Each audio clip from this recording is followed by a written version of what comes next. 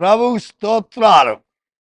2024 సంవత్సరము డిసెంబర్ మాసము 25వ తారీఖు.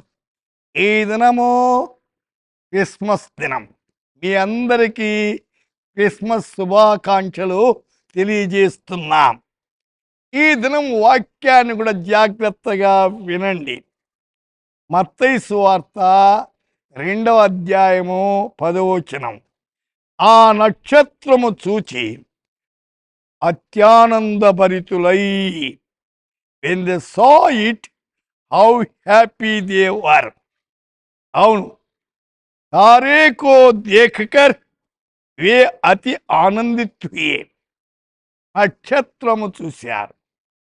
అయితే ఇక్కడ ఈ నక్షత్రాల గురించి పరిశుద్ధ గ్రంథములో అనేక స్థలాల్లో రాయబడినది. పేతురు రాసిన 2వ పత్రికలో 1వ అధ్యాయం 19, తెల్లవారి వేకువ చుక్క మీ హృదయాల్లో ఉదయించాల.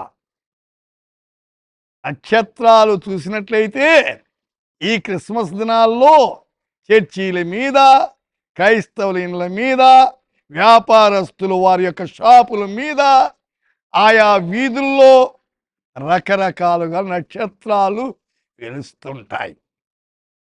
అయితే ఇక్కడ అన్న తెల్లవారికి మీ హృదయములో ఉదయించు ఆ వాక్యం చీకటిగల చోటున వెలిగిచ్చు దీపమై ఉంది.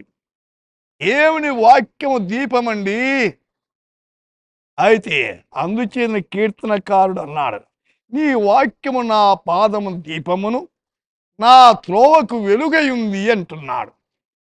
అయితే ప్రకాశమానమైంది. అయితే నక్షత్రము జ్ఞానులకు అయితే యేసు దగ్గర నడిపించేదానికి దారి తీసింది. అంటే దేవుని పిల్లలు అనేకులను ప్రభు దగ్గర నడిపించేవారుగా ఉండాల.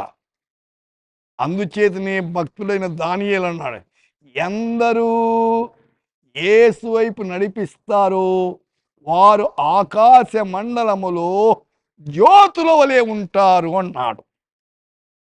జ్యోతిగా ఉన్నారా? ప్రకాశించే జ్యోత్యా, ఆరిపోయిన జ్యోత్యా? ప్రకటన గ్రంథం 22:10, ప్రకాశమానమైన వేకు చుక్కనై ఉన్నాను. వేకు చుక్క ప్రకాశించాల. ఈ క్రిస్మస్ హడావిడిలో యేసు కొరకు బైబిల్ చదివేది మర్చిపోతారు, ప్రార్థన చేసేది మర్చిపోతారు. పండగ హడావిడి కాదండి. అయితే యేసును కలిగి ఆత్మీయ ఆనందముతో జీవించుట ప్రాముఖ్యమైనది. ప్రియ శ్రోత, ఎలాగున్నావు? అయితే క్రిస్మస్ హడావుడా, యేసును కలిగి ఉండి ఆయన ఆనందించే హడావుడా? ప్రార్థన చేద్దాం. పరిశుద్ధుడా, మీకు వందనాలు, స్తోత్రం నాయన. ఈ క్రిస్మస్ దినమున ఇంకా నిన్ను ఎరగని వారు మిమ్మల్ని ఎరుగుటకు మార్గము సరళము చేయండి. వాళ్ళ హృదయాలు తెరవబడినట్టు సహాయకార్యం నడిపించమని, కనికరించి కృప చూపించమని యేసు నామమున ప్రార్థిస్తున్నాము తండ్రి. ఆమేన్.